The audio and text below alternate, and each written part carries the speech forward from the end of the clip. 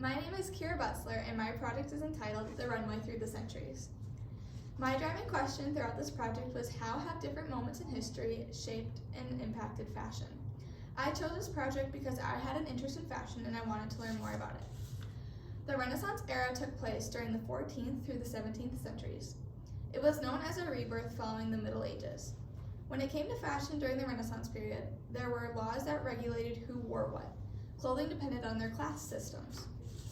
Certain styles and materials could only be afforded by the wealthy. Lower class citizens wore fabrics like linen, wool, or sheepskin. Upper class citizens wore silk, velvet, and brocade. Basic styles from this era for women were gowns with tight bodices and full skirts down to the ankles.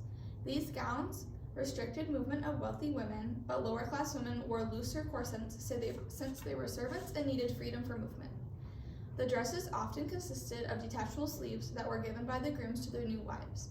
Cosmetics in this era included powders made from lead, mercury, and vermilion. Pale ivory skin was highly desired, and that's why they used these cosmetics.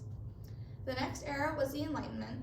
There were no single unified enlightenment. It was during this time that the concept of fashion was mainly established.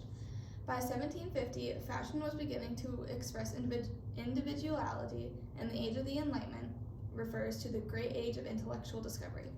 The discovery of the New World prompted a flurry of new questions about society, the government, art, religion, and nature. The Enlightenment was the root of many of the ideas of the American Revolution. It was a movement that focused mostly on freedom of speech, equality, freedom of press, and religious tolerance. They were influenced mainly by philosophers.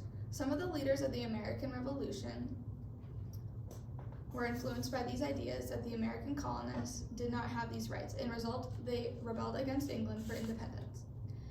The corset was considered a great asset to make women more attractive and curvaceous, yet it was a torturous and caused deformation of the body. When wearing a tightly laced corset, the waist became tiny, which made the women look more attractive. The negative side of this caused the women to breathe with mostly the top part of their lungs, which caused irregular, heavy breathing. Corsets are made of flexible material and then stiffened with boning, which is inserted into the channels sewn into the cloth. Sometimes for health reasons, the body support, a medical corset, is worn. In the late 16th century, there were corsets made of iron. During the 1700s, women's clothing style stayed focused on the conical shape of the torso. The usual fashion at the beginning of the period was a low-necked gown, but the close-body gown became fashionable by the mid-1770s. I also researched important people from each time period. Leonardo da Vinci lived from 1452 to 1519, and he was a supreme painter and referred to as the most greatest minds in history. Amongst his many works was the Mona Lisa. Galileo was from 1564 to 1642, and he created the first modern telescope, and his work, The Two New Sciences, laid out the groundwork for the science of kinetics. William Shakespeare was an English poet and playwright. Famous works include, but are not limited to, Romeo and Juliet and Macbeth. Isaac Newton made studies in mathematics, and in his Principia Mathematica, he explained the laws of gravity and motion. Benjamin Franklin was one of the American founding fathers, and he was a major figure in some major breakthroughs in science. Adam Smith was a Scottish philosopher, and he is often referred to as the father of economics. 20s fashion is often remembered for its glitz and glamour, though underlying this was a simplicity in dress. For women, this meant shorter skirts and simpler shapes, while men stayed in casual suits. At the dawn of the 1920s, the world was still reeling in from the First World War. Dress historian James Shrimpton writes in the 1920s, the development of a more convenient, modern wardrobe was a major trend for the 1920s. Another trend for women was wearing sportswear as day wear. The 30s were remembered for two events, the Great Depression and the Second World War. During the Great Depression, there was a change in fashion sense of the public. The popularity of the modern cinema greatly contributed to shaping the styles designers made. When it comes to the fashion in the 1930s, were a complex age. On one hand, fashions were greatly influenced by the economic depression, and on the other hand, fashions were elegant. The coming of the World War II caused rationing and limitations of cloth.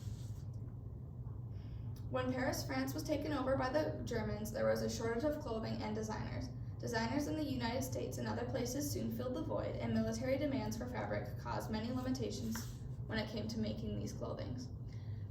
The designers got around this by making hemlines shorter and using less fabric. The evolution of technology has paved the road for an extreme customer culture. TV advertisements influence what people buy. Companies today only display happy people wearing their clothes because it causes consumers to think that if they bought it, they would be happy too. Technological advances has caused companies to influence people in more ways than ever before. Technology has made it easier for brands to showcase trends to a wider audience. Brick and mortar shops have always been popular, however, online shops have taken the popularity. Technology has also made try-on apps that make fitting choices easier. I learned a lot in this project, and I was interested to find out certain things like how long women had to wear dresses and that we didn't get to wear jeans till the 1920s.